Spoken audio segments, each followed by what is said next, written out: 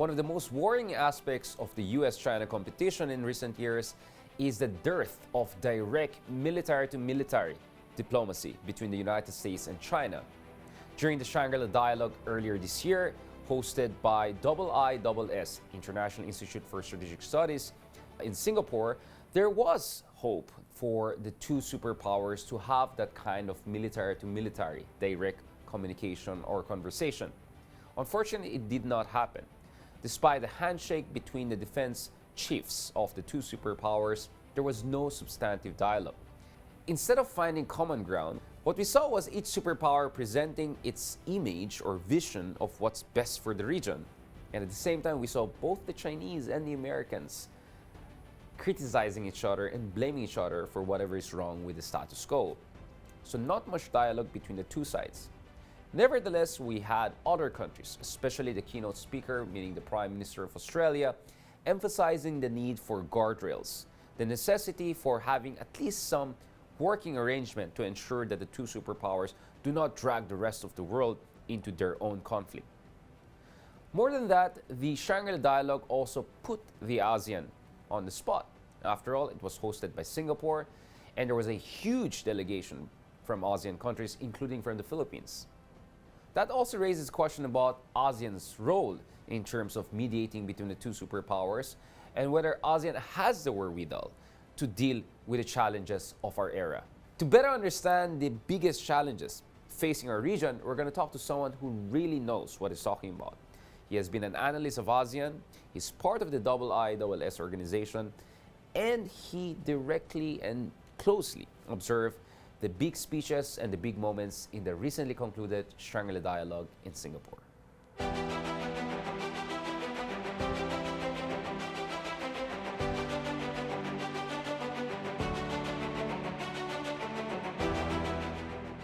Joining us tonight is Dr. Laksmana, who is a senior fellow at the IISS organization, which hosted what many would say very eventful Shangri-La Dialogue this year. And of course, Shangri-La Dialogue is known as one of the most prominent defense confabs anywhere on earth. Thank you very much, Dr. Laksmana, for joining us. Thanks for having me, Richard. How did you find this year's edition? I mean, I know you attended in the dialogue throughout the years. We were there throughout the years. But this year, you are, for the first time, part of their organization, which conspired this this whole thing. Was it different for you this year because you were part of the organization, or was there perhaps something also especially different this year because of the delegates, the questions, the back and forths that we saw there? What's going on? Sure. Certainly, now that I'm on the other side trying to organize what is effectively a Track 1 summit of defense leaders from around the region and beyond, it's a lot more stressful, certainly. And in previous times when you and I used to attend, we can sort of enjoy the sessions and talk to people. But this year, my schedule was very much regimented and particularly directed to all kinds of event management and managing the delegates and so forth. So for me, it's been less about enjoying the sessions, but I tried to attend as much as I could. And from the sessions that I did attend and listening to people commenting after the fact, I think it's certainly been an upward trajectory since last year. I think last year was the first time we held it in physical event again after 2 years of pause because of the pandemic. But this year, I think the anticipation is heightened for two things. One, because of the fact that the U.S. and Chinese defense minister met last year, there's an expectation that there's another in-person meeting, hopefully. And the second expectation is the new Chinese defense minister. We've heard from Secretary Austin, who's come to the region at least 3-4 times now, but we've never heard from General Li Shangfu, who's the first time his addressing the Shangri-La Dialogue. So we wanted to know not just the message, but his tenor, his behavior. And in fact, he told us that he had a lot of bilateral meetings with the delegates on the side. So this is certainly, I think, a pretty exciting Shangri-La Dialogue that we pulled off over the weekend. Yeah, I mean, of course, what also made this year's Shangri-La Dialogue quite interesting, or some would say, timely, is because of the tensions in the skies and in the seas, from Taiwan Strait to the South China Sea between the two superpowers. I think many people are extremely worried. I'm sure you folks also share it. Worried about the dearth of direct military-to-military diplomacy, institutionalized dialogue that you expect among the superpowers. I mean, even at the height of Cold War between Soviet Union and U.S., perhaps you had more back and forth direct communication than we see. Well, we saw a handshake there, right? But definitely, as one of the delegates said, it's not a it's not going to supplant substantive dialogue.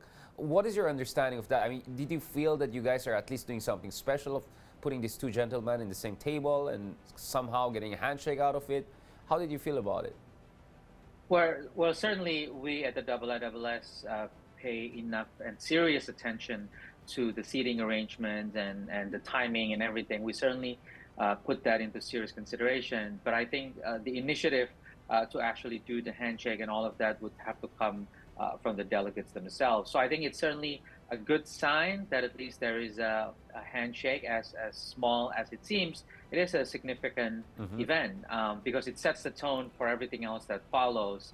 Because this happened the night before everything were to start in the morning, and that sort of set the tone that despite all of the issues, that there is some room to work with. And in fact, that I think is another key point that's I think increasingly important to note about Shangri-La Dialogue, is that the rest of the region are increasingly explicit about trying to get the US and China to talk to one another. In the past, they used to be quiet about it, and then they just sort of let the two try to work it out themselves. But I think this year, you see a lot more of the delegates, both in public speeches, but also in the various meetings, have been trying to make explicitly clear it is crucial for the US and China to start talking to one another, not just at the highest level, not just among some ministers, but also at the operational level, particularly between the military commanders. And I think this is why it's important to see the presence of the chief of the armed forces. The head of the Pacific Command was there, for example, from the US side. And I think this is where it's not just at the ministerial level, but at the working level that's also crucial. Right. Well, this year, the keynote speaker, if I'm not mistaken, was from Australia, right? The Australian Prime Minister, which kind of reminds me of Malcolm Turnbull's time a few years back. And I think the idea back then is not too dissimilar from today, which is, there are the two big boys out there, but, the rest of us don't want to be just, bystanders there. And that what we need is, of course, we're not going to get love given the current circumstances, but I think the correct term that was deployed by the Prime Minister of Australia was guardrails. How did you find that? Do you think is this like lowering of expectations? Do you think this is like a reasonable way of looking forward? Or do you think this could be a stepping stone towards resumption of a kind of a détente or working relationship between US and China? What is your read of the guardrails argument by Australia? I think in general, guardrails and kind of mechanisms between US and China to prevent the competition from spiraling is certainly shared by everyone in the room. But I thought overall, and maybe here I'm biased because I love Australia and I always expect more things from Australia. I feel like the speech in general, in my own view, I think sort of tried to please everyone and hit all the right notes and not kind of offend anyone, and understandably so. The room is full of multiple stakeholders who may not all share Australia's worldview for the region. But given how this was hyped up over the last month or so, that this is going to be the defining speech for the Prime Minister, this is the first time he will articulate his vision for Australia's place in the region. It's sort of a bit, too safe? I guess I wouldn't say disappointing, but more less memorable, I guess, to put it mildly, right? Because we understand he wants to make sure that he put emphasis not just deterrence, but compare that with reassurance, not just, the bilateral relationship, but also multilateralism. So I think all of these things are not necessarily new themes. We've heard this throughout the speeches by Penny Wong and others, and it's certainly something that many in the region, not just Australia, have expressed about the importance of multilateralism and how US and China should have guardrails. So in that sense, I think it's good that Australia reiterated that importance, but from a regional reception standpoint, it was less memorable than I would have expected it, given the hype. Not as many fireworks, perhaps. Going back to this, of course, what also made this year special, or somehow special, is the presence by a lot of Eastern European delegates. Estonia, of course, Ukraine is there.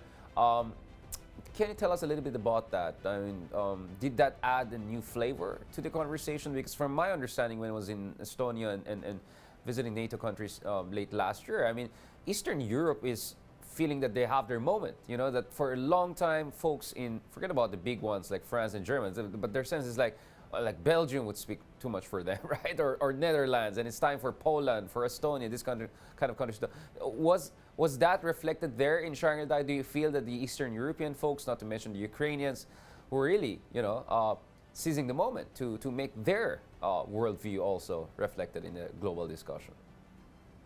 Absolutely. I think since the Ukraine war and certainly since Prime Minister Kishida's speech last year that Right. Ukraine today is Asia tomorrow, I think the conversation around the realization that maybe the Atlantic and the European theater is as strongly tied to the Indo-Pacific theater Right. is certainly, I think, much more forcefully articulated in this year's Shangri-La. But in various conversations I've had and listened to from some of the sessions, yes, it is true that this is probably among the strongest European presence Right. in Shangri-La in terms of the number of delegates, but also the high-level representations. Right. That's certainly true, and their interest is genuine in terms of how and why the Indo-Pacific matters for European security. But I feel like we are still at the beginning stages Mm-hmm. where the conversation of how the interconnectedness of European and Indo-Pacific theater is still one way. That we should all care about Ukraine because of the rules-based order, about sovereignty, about the Uh-huh. importance of not rewarding aggression. But if you ask the Southeast Asians there, is it a two-way street? How much do the European security officials talk about what's happening in Asia and make Right. it as a priority point of discussion? So for the time being, we understand this is still a one-way street, but hopefully over time, as we see more Mm-hmm. Europeans coming to the region through Shangri-La, we hope that the conversation will become a two-way street, that many in Europe will start paying more attention, for example, what's going on in Myanmar and in other places Right. around the region. Right. That's a very good point. Definitely, our friends in India have been mentioning that the global order is not the European or transatlantic worldview. That there are multiple centers here and multi-alignment is the way forward. So I think this is a view shared also by many folks here in ASEAN. Can we talk about the Philippines? Because my understanding is the interventions by the Filipino delegate was whether our folks from the Coast Guard, from the military, or our former interim defense secretary, it looks like we made it clear that for lack of a better term, the Duterte era foreign policy is quite over, right? What is your understanding of the Filipino delegation, or the reaction in the room to the Filipino delegation speech? I saw a lot on Twitter, but I want to get your 2 cents on this. I think certainly the speech by, I guess, right now, former Secretary Galvez was certainly very well received. In fact, I know for a fact some in the room expressed surprise at how strongly the Pleasant Philippines surprise. came out Yeah. in defense of the tribunal ruling, Right. something that was clearly not seen under the last administration. So that, I think, is probably among the most articulate and forceful defense of the tribunal ruling and why it matters because it provides inspiration. Other countries around the region have started using the tribunal ruling in their cases as well. So Right. in that sense, I think he was right to point out that what the Philippines did was important not just for the Philippines, but for the rest of the region as well. And given how strongly that position was made, that certainly, I thought, brought a lot of positive remarks from the delegates attending. When it comes to the intervention over, let's say, for example, the China speech and all of Right. that, By Philippine I Coast think it's Guard, great. yeah. Yeah, certainly not just the Philippines, but our friends from Vietnam also made similar Right. interventions, trying to challenge the incongruence, at least, between the words and the deeds from China. In fact, if you were to listen to the speech where China was implying that there is a bully that shouldn't be welcome, if you Right. flip that around to the region, that's Yeah, certainly yeah, yeah. not entirely new. But I think what was interesting is this is probably a pretty big presence by the Philippines delegate overall. you had 3 speaking slots, Right. which we haven't seen in a long time, and certainly that I think is indicative that it's not just about U.S. and China or about the South China Sea, but it's also about Philippines' more active Right. foreign policy in general and voice that they want to make heard around the region. So I think that's a good trajectory, and that certainly felt in the room and beyond. Right. And I mean, next I want to talk about your home country. I mean, you may be mistaken as Filipino a lot, but Indonesia, of course, we'll talk about Indonesia very shortly. But going back to this, what do you think is the read of other ASEAN countries? I mean, I'm quite familiar with how our friends in the West read the Marcos Jr. administration, which is, as I said, ironically, a breath of fresh air. Another Marcos is now seen as a breath of fresh air. But I can see where it's coming from, because the sense is, the kind of pro-China leaning presidency is no longer there. But in ASEAN, what is your understanding of how other delegates, I mean, not speaking for yourself or organization, but what do you think what is the read of the other ASEAN countries? Because a part of me is saying, wait, maybe they may end up thinking we're now the deputy sheriff of US in ASEAN, like the joke against the Mahathir kind of a snide at Australia might end up against the Philippines. But what is your read? Were people looking at a more proactive Philippines coming in, or more pro-American Philippines coming in? Maybe the two have some Venn diagram overlap, but what is your understanding of the response and the impression of other ASEAN countries?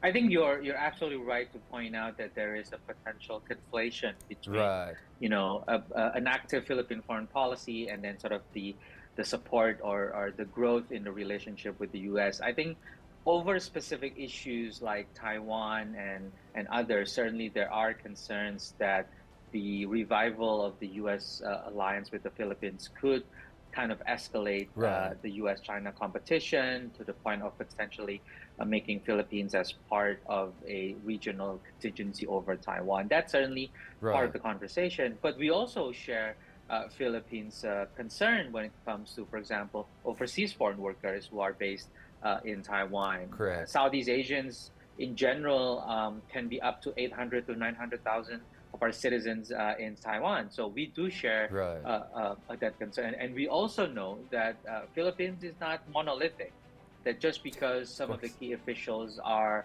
in this mode of reviving the U.S. alliance, that doesn't mean as a democracy that hasn't been challenged, right? We can see how the domestic political situation in the Philippines, some have expressed concerns about being dragged into the U.S.-China competition. So we understand. Including other Marcoses, right? Including Amy Marcos, right? Like another Marcos. Yeah, exactly.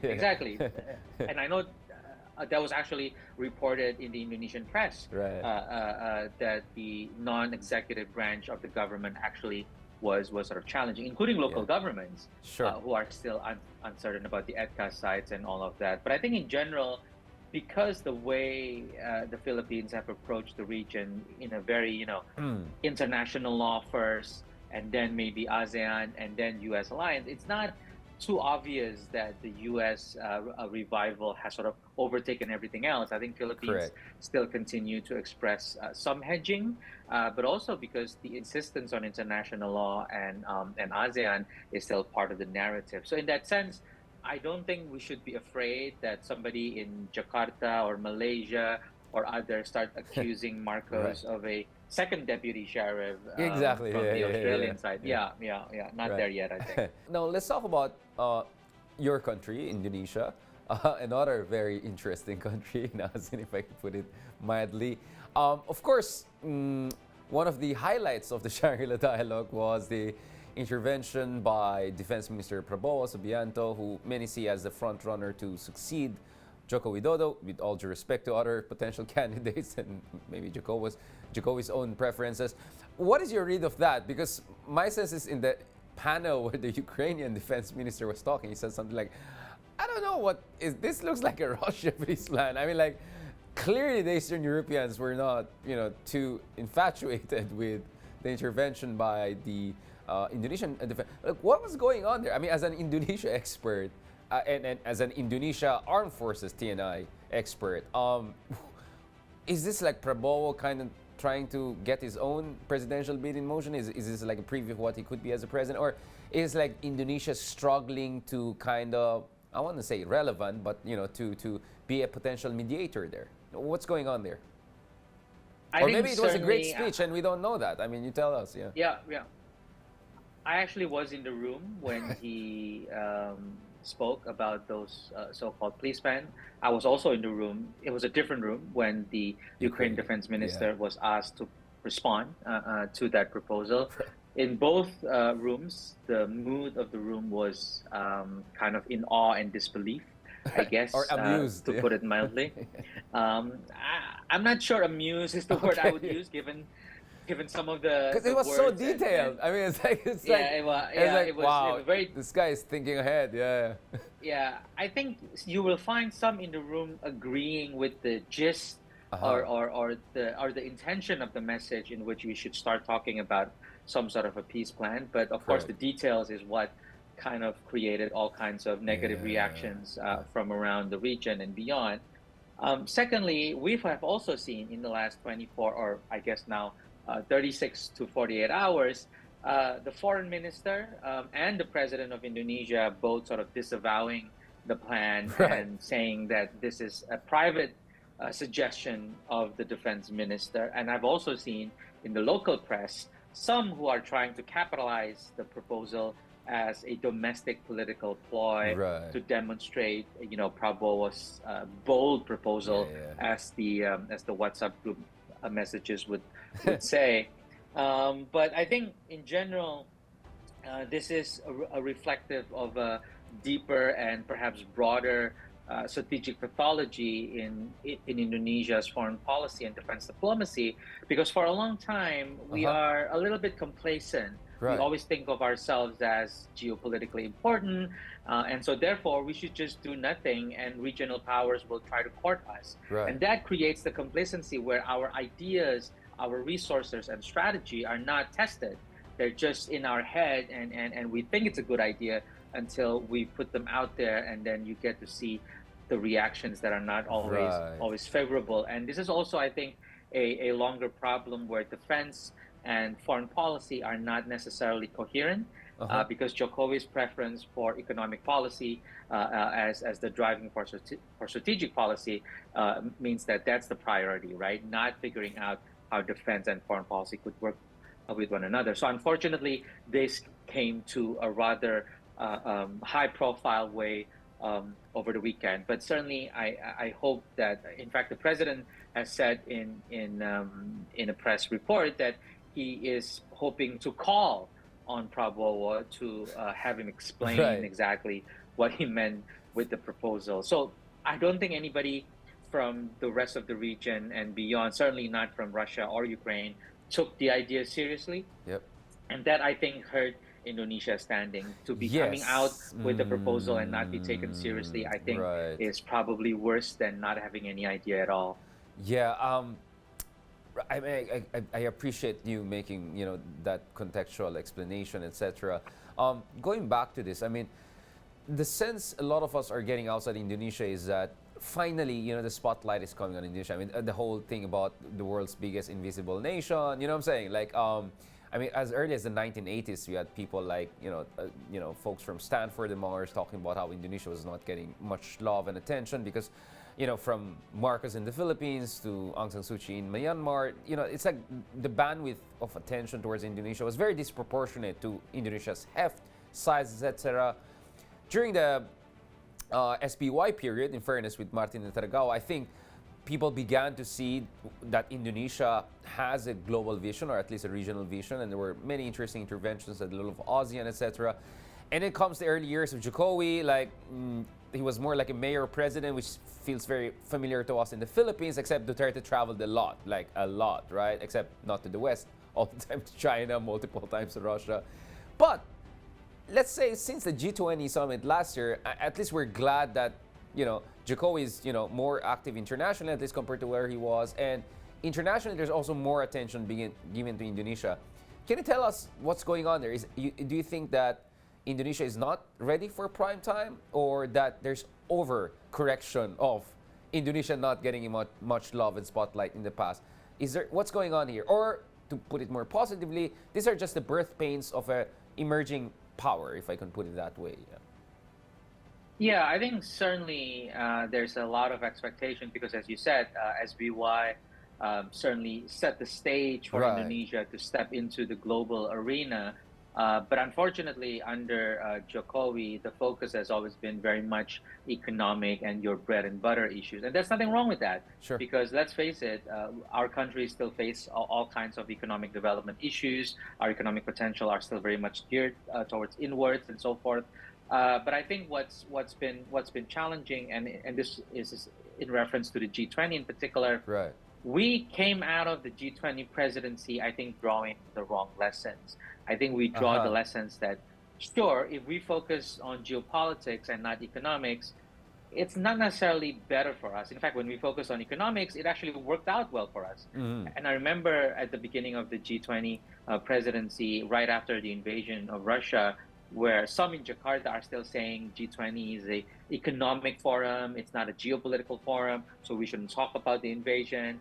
And I think when at the summit at the end of our presidency, we managed to come up with a joint statement that is seen as, see, things worked out well, even though we didn't invest much in Right. geopolitics. So I think that's drawing a wrong lesson there, one. Number two, the second wrong lesson is that everybody wants to see and have a piece of Indonesia because of economic investment. So therefore, everything that Indonesia does to the outside world has to be about increasing investment and Right. trade and all of these things. And I think this is what Jokowi has been trying to do when he's trying to transfer some of the G20 agenda to the ASEAN championship.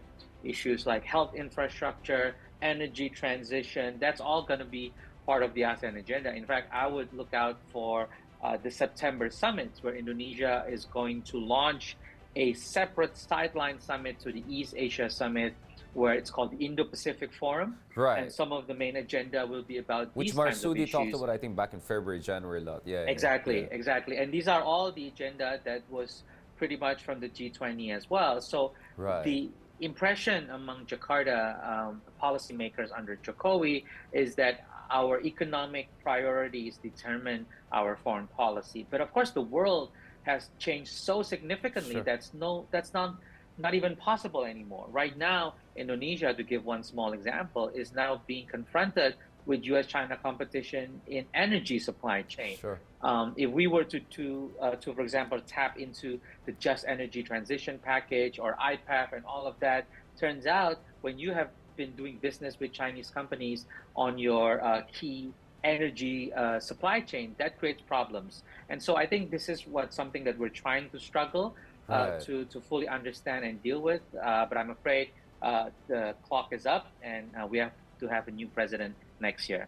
One major headache is that, you can accuse the West of indifference. I mean, you mentioned about Europe, always thinking Europe is the center of the universe. But I mean, I understand the Ukraine conflict is really something consequential and tragic in many, many ways. But the reality is that the junta in Myanmar is also getting a lot of support from at least a member or two within ASEAN. We know Thai's junta or the military regime there is very close to them at least. At least another country in ASEAN has been very helpful to them economically and so forth. Then we have India, which has been also accused of providing armaments to them. So it's not just like Russia, China, and some of those other countries. How is Indonesia going to deal with that? Is it going to lean on some of these fellow member countries and say, hey, I mean, it's like we cannot have it both ways, right? I mean, what's going on here? Well, I think there's two reality we need to deal with. One is certainly there is no ASEAN solution, or rather any solution on Myanmar without Thailand. Thailand is the turnkey for everything that needs to happen on Right, Myanmar. It is the most consequential frontline states in right, that sense. The second reality that we have to deal with is the fact that because of how, shall we say, slow-paced nature of ASEAN processes, there are regional countries who are increasingly impatient. That's why you see some of these Track 1.5 initiatives that's been floated, right, including right. the one that was hosted by India, I believe, last month, if I'm not wrong. And so certainly regional neighbors of Myanmar, like India, is certainly a crucial factor. But don't forget China. China's border diplomacy with some of the ethnic armed groups in Myanmar has Right. also moved the needle as well. So the reality is, ASEAN cannot do this alone. There needs to be an ASEAN plus mechanism to bring in regional stakeholders, including China, including India, yeah, and and Thailand. others. And don't forget, Definitely and Yeah, Thailand certainly yeah. has to be at the core of it. And Japan is a Right. Also, significant as a player very, as you're right. well. You're right. Absolutely. Exactly. So I think that's the realization, and we certainly have seen this level of diplomatic engagement beyond just the ASEAN grouping. So I think there is a slow realization this may not be doable if it's just an ASEAN only Right. mechanism. So therefore, an ASEAN plus mechanism should be part of the table. But is it done through the track 1.5? Is it done through the track 2 or track 1 alone? This is not entirely clear to me how Indonesia intends to do this. But certainly, as I understood it, Jakarta is still open to the positive contribution of regional stakeholders outside of the ASEAN membership. What is the ceiling for Indonesia of how far it's willing to go to move the needle on some of these issues? I mean, what is your understanding? How far is Jokowi willing to go? I mean, I don't think Indonesia would be happy if by the end of this year we're essentially where we were last year, plus some interesting rhetoric and meetings here and there, right? I mean, I don't think Indonesia wants to leave that legacy for the next 10 years before it becomes the next year again, right?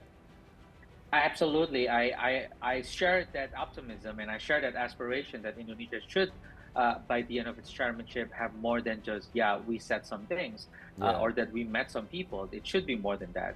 But the issue is whether or not, number one, is it realistic to expect Indonesia to Right. change everything within a short few months? I'm not sure that's realistic.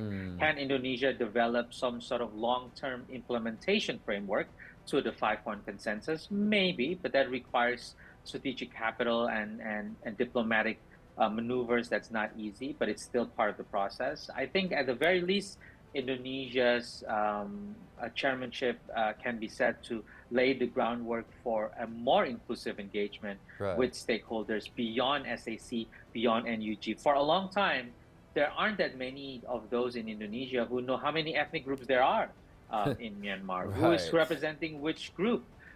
Do they have research institutions and think tanks? We don't know. And so the fact that we are now Right. increasingly aware and engaging with the ethnic groups, I think, is a good thing. But so far, as far as I can see, Jokowi's priority remains on the economic realm.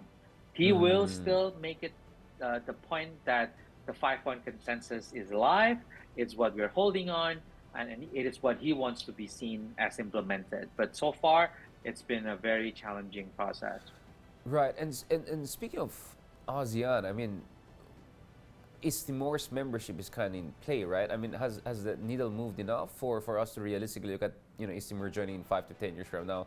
I mean, there were issues with capacity, you know, capacity building. There were issues with susceptibility to China influence, you know, and there, you know, also issues. Well, other issues have been resolved, but essentially those are the two big issues I remember have been discussed for quite.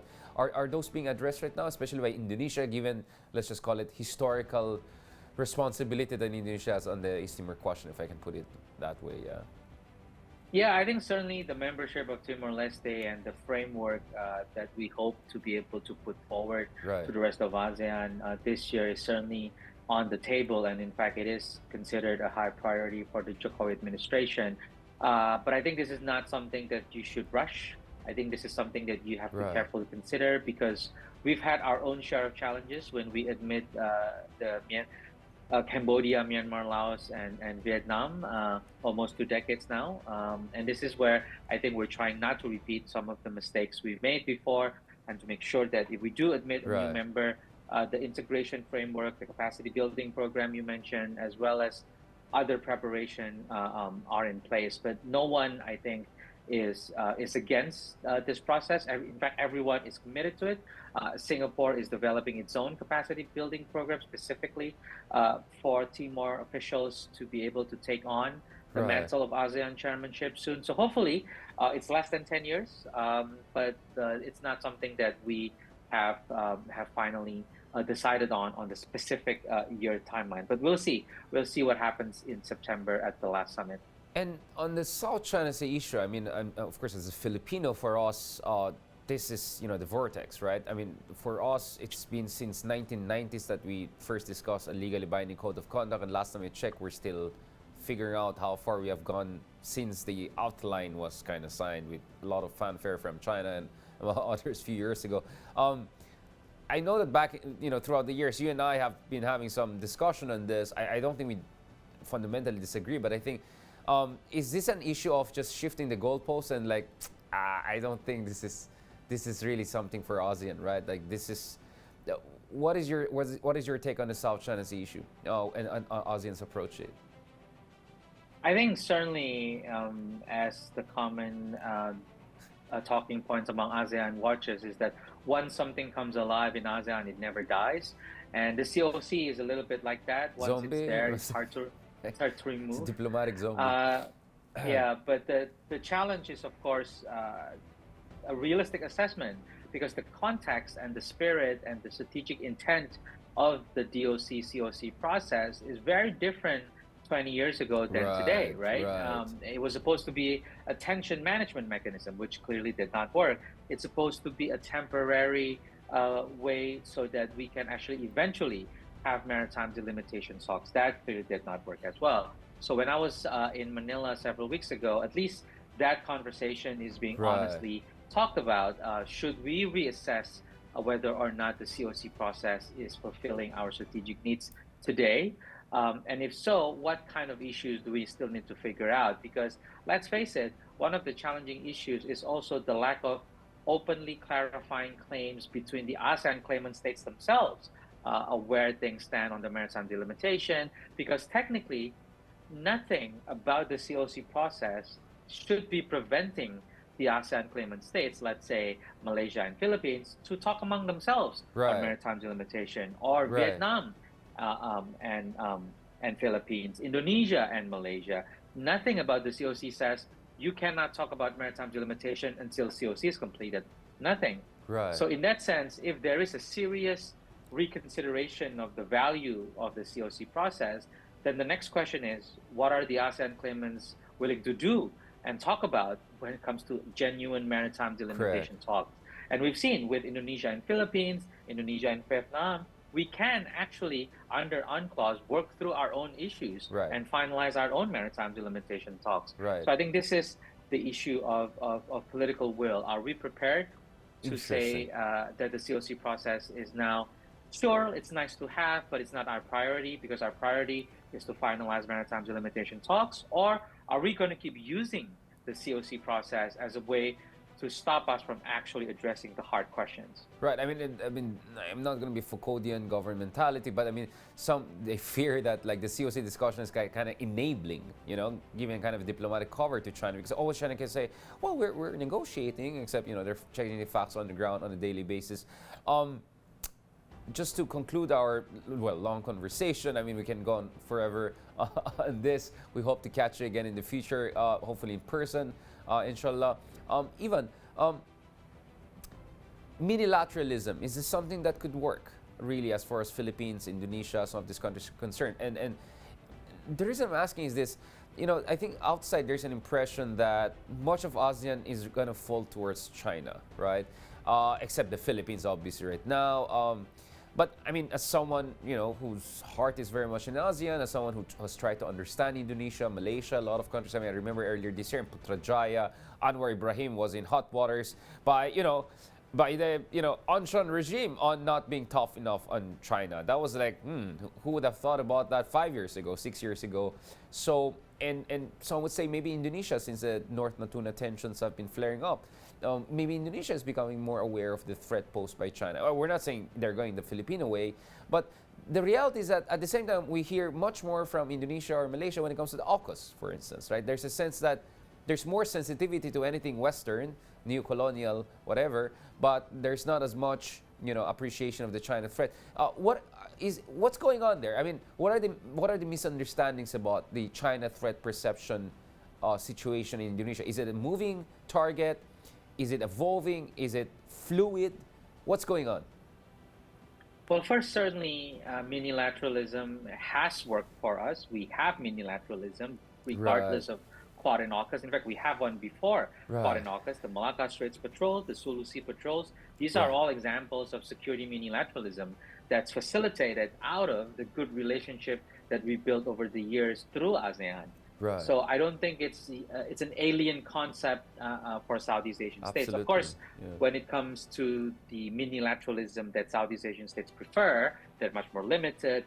They're a particular focus. They're not about regional order, or certainly not about broader nuclear and all of those things. But certainly to fulfill a particular security need, Southeast Asian states can step up and do their own minilateralism. And this, I think, goes to your point about China. Does China represent a specific set of threats that would allow some Southeast Asian states to band together, a la the Sulu Sea Patrols or the Malacca Straits Patrol?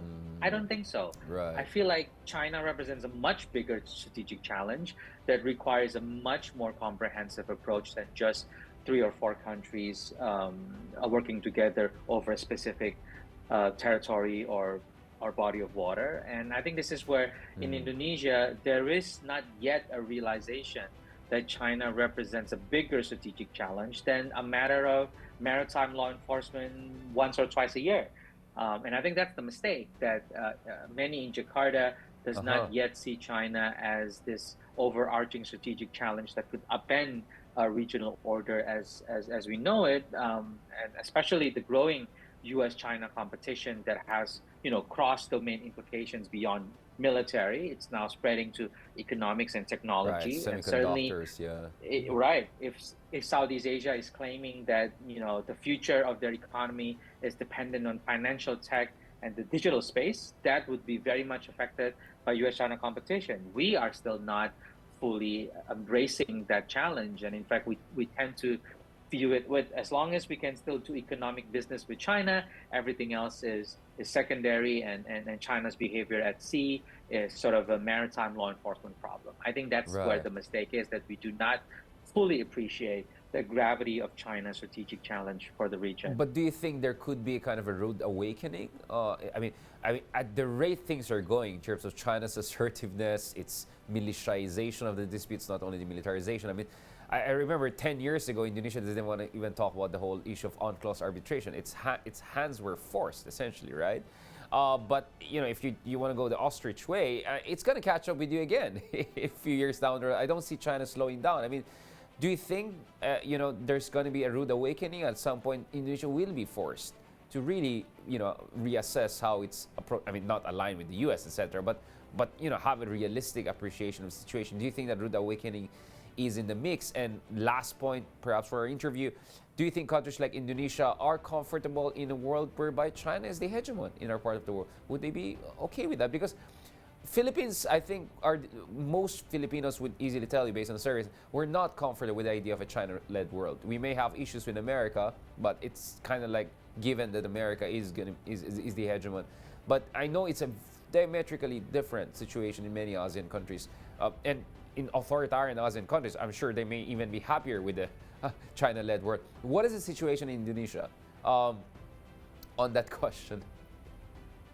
I mean, certainly, 10 years ago, I thought Indonesia's rude awakening would come when certain red lines are crossed. Right. Like, for example, the day China challenges our hydrocarbon resource extraction. All and behold, China crossed it, and then nothing happened. So I'm not going to be optimistic about what red lines will be the rude awakening for Indonesia, short of, I don't know, an actual naval clash or even an invasion of some kind of some of the islands. But when that happens, it would have been too late by then. So I hope that doesn't come to that point where that kind of rude awakening happens. But certainly, I think you're absolutely right that China keeps pushing the needle and keeps crossing the red line, and then not paying the significant strategic consequences of a pushback. And I think you're absolutely right that the challenge would be that rude awakening. It might happen. In what form? I'm not sure. I hope it doesn't reach that point, but it's certainly a possibility. For a Pax Sinica type of regional order where China is the dominant... Is Indonesia going to be comfortable with that? My answer is definitely not. We certainly are not comfortable with a Pax Sinica. We have our own certainly acrimonious history because of our sort of anti-communist position, but also because of the events in our own history that puts China in a necessarily challenging light. So you won't find the political elites unifyingly agree to live under a Pax Sinica.